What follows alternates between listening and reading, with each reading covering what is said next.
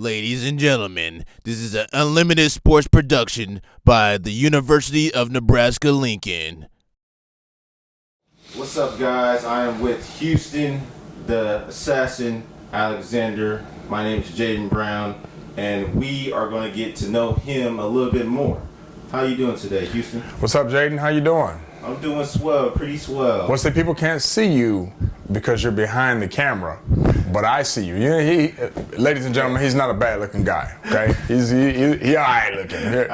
Thank you. I appreciate that. I'll take that. He's not bad looking, All right, so let's get this rolling. Okay. First question for you is, what was the spark to get you fighting professionally? The spark. I believe the spark was a friend of mine. There was a friend of mine. Her name was Annie Houston, spelled with a U, and she used to be part of a breakdancing crew that I was in called the Alliance All-Star B-Boys, and we was a crew that opened up for rappers, rock stars. We just happened to be that breakdancing crew that would be the opening to a lot of these great concerts, and she was part of that. And we would have these practices, but people knew that I kind of wrestled around a little bit. They knew I kind of boxed back in the day when I was, was a kid. And she came to one of our breakdancing practices and said, "Hey, I dare you to come to one of these fights, and I dare you to get in the ring." I said, "Okay, you can't dare me because I'm thinking I'm a tough guy back then. Even though I was breakdancing, and I had met her at Amnesia, is the place where it was. It was called Club Amnesia for all the people that remembers that club. And I just remember going the first time, and back then, this was early 2000, it was really smoky because you could smoke inside the bars. And I saw these people signing up, and I saw people in the back getting warmed up, and it was it was intimidating because I was like, man, this is real. This is real things about to happen. I guess they matched you up with someone who was just as equally as your size or weight.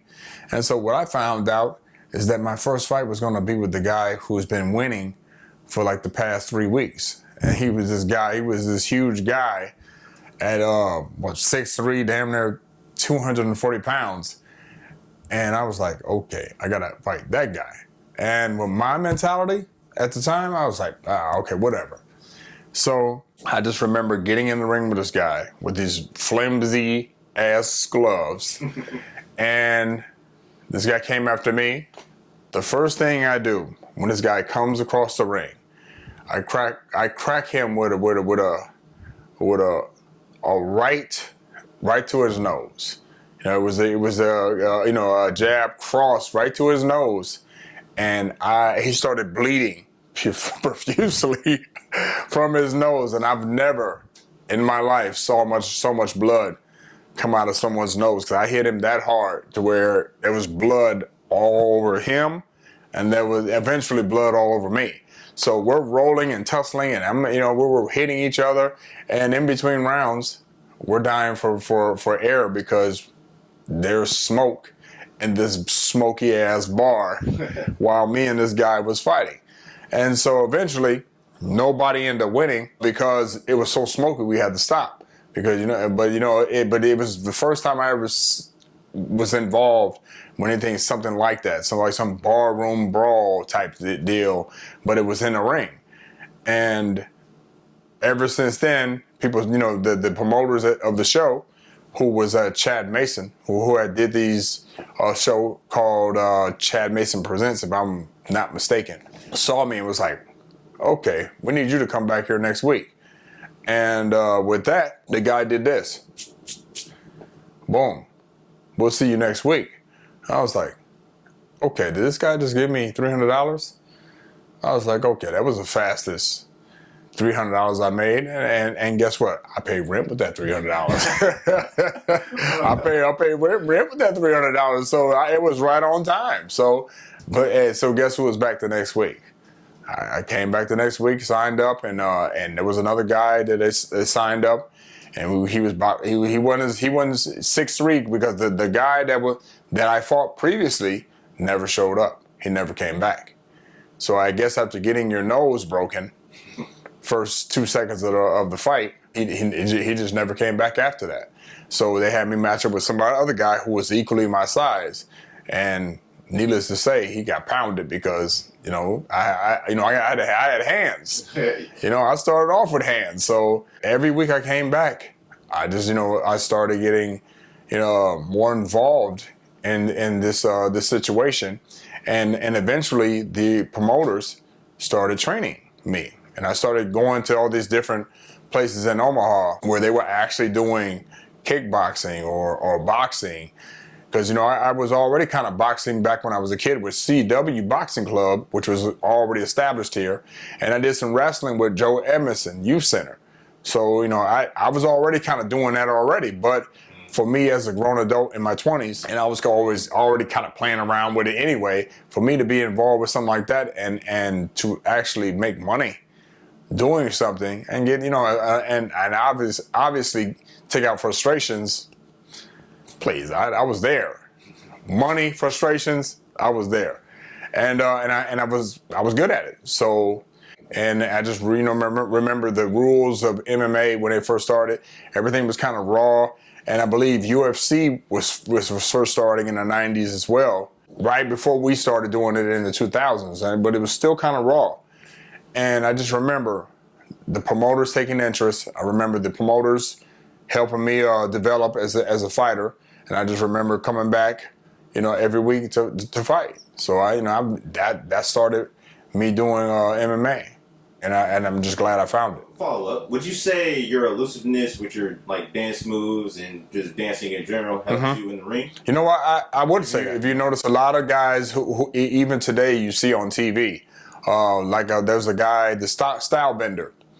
I think he's the 170-pound champ right now in the UFC, B-boy. He started, he was the B-boy. We saw him dancing a few times. There's a few people who are really good at MMA or kickboxing. A few of those mixed martial arts that are really good dancers. So, and a lot of them start over as B-boys. So I think me being able to contort my body certain ways, or me being strong in certain areas as a B-boy, did help me in my fighting.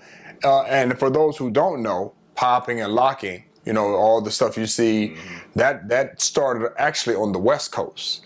And the breakdancing, the B-boying on the floor, which B-boy means breakdancer, meaning B-boy, a guy who danced to the breaks of music, B-boy, which started in New York. Two different types of dance styles were simultaneously being done at the same time, and both coasts, West Coast and East Coast, didn't even know they were doing it. So, just a little tip from the hip hop culture. But yeah, man. So it's interesting. It all comes together in some type of way. Furthermore, when did you realize that fighting was your passion and it was for you? Oh, when I was 8 years old. No, I'm originally from East St. Louis, Illinois, and I believe, as a kid growing up, and especially in the late 70s, early 80s, you would have kids pick on you because of either the way you talked, the way you looked. And I was just one of those kids, that you weren't just gonna pick on, or you wasn't just gonna bully. So I always had it in me because we have a family of athletic people anyway. But I think I just always had that energy. For instance, I believe we talked about a story about how kids, I remember the school. It was Canada School in East St. Louis, Illinois, where these kids tried to take my candy bar on the playground. And I'm still looking for you guys too for trying to take my candy bar at 8 years old. But anyway, yeah, they tried to take my candy bar but they found that they couldn't. So all 5 of the kids, they tried to take it. And that was in East St. Louis. So, but even then, I was just always that guy that can always handle himself, even at 8 years old. Speaking on that calm before the storm, I did my little digging, and on YouTube, I found a video of you being on Sports Science. So how was it finding out that your own adrenaline is more powerful than artificial? Well, and it's funny because I believe the Sports Science show So we did it. We did it before ESPN, and they invited me to come on and show the punching power of an MMA guy. And so there's a few ways they got us all riled up because they wanted to compare my adrenaline to adrenaline they would administer to me. So, okay, the way there was two tests they did. They would have my coach yell at me and say, "Hey, we want you to get going, blah, blah, blah." He would yell at me, "You don't want you to lose, blah, blah." That was one way to get me going. And then the other way was for them to inject it and see how hard I would hit this dummy. Now, and so I physically got so emotional in that moment to where I just remember being so mad. People had to stay away from me, literally, after that. And it was just, hey, I mean, when you got it like that, it's stay away. I would definitely like, I stay away. I don't want no problems, but just stay away from me. I'm mad. Yeah, I would definitely stay away from somebody who can hit with 1,000 pounds of force. Yeah, I would definitely stay away. Yeah, man. But and I'm still mad because I probably could have hit it harder if they would have had me in the right position. But they made me bring my arm down because they wanted to see my face. Right.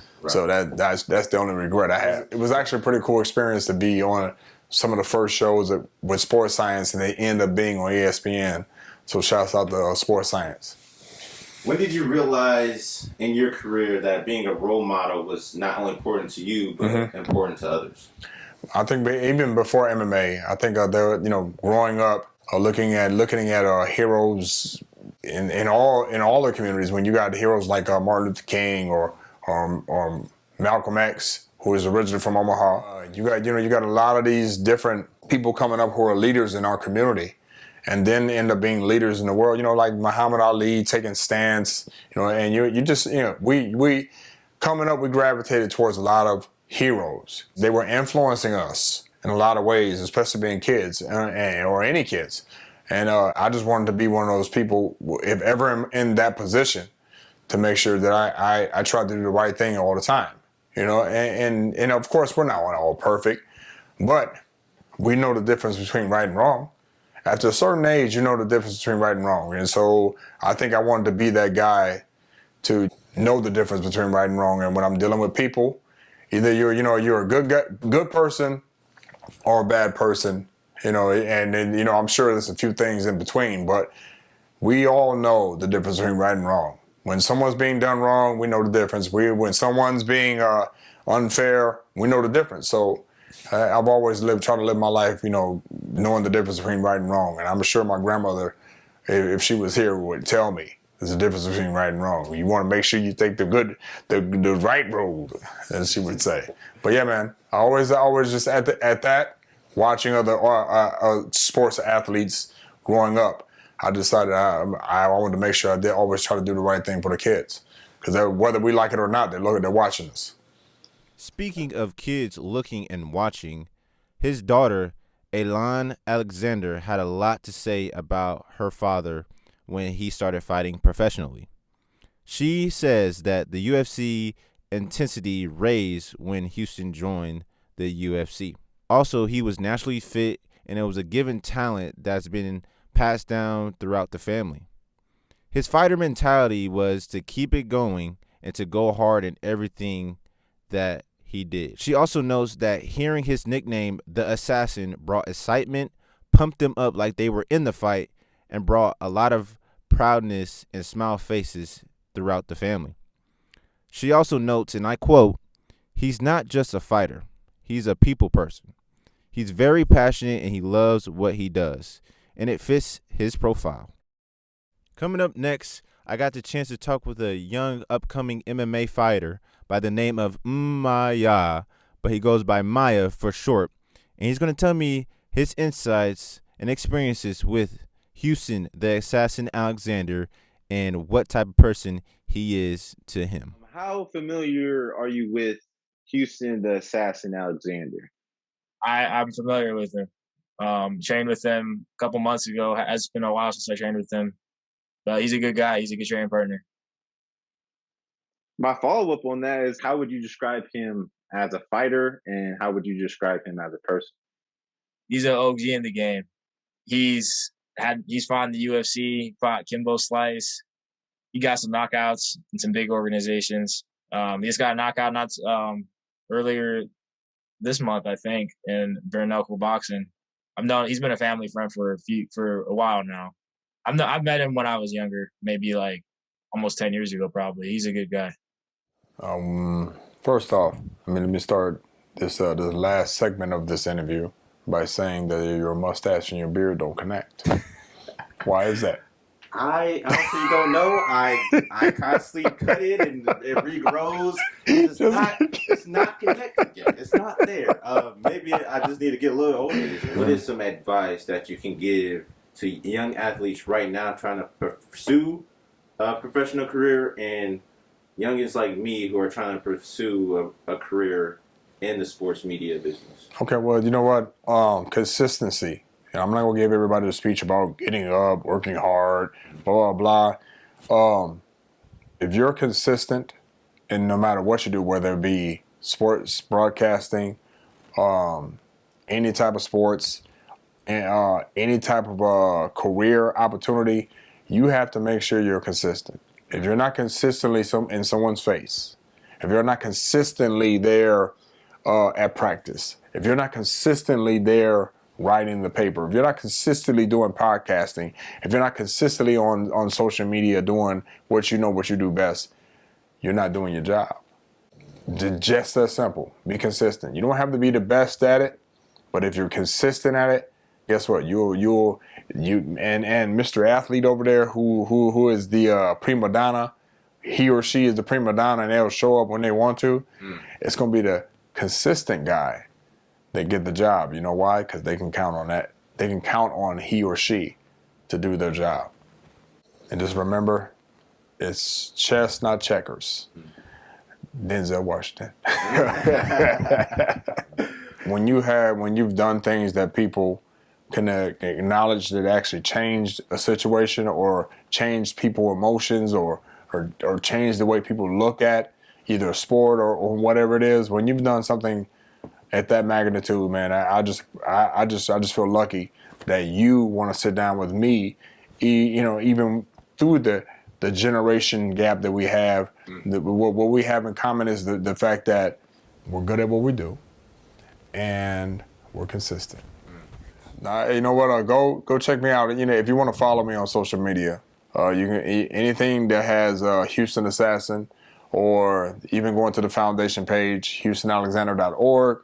You can check me out on any type of social media site, all my social media sites, and kind of keep up with me because it's really important that you conduct yourself in some halfway decent way on social media, on any of the sites, because you just never know who's watching. Because in today's day and age, everybody's watching. We are on the same path, whether it be MMA or you're doing journalism. We are all on the same path of trying to do the right thing, man. That's it.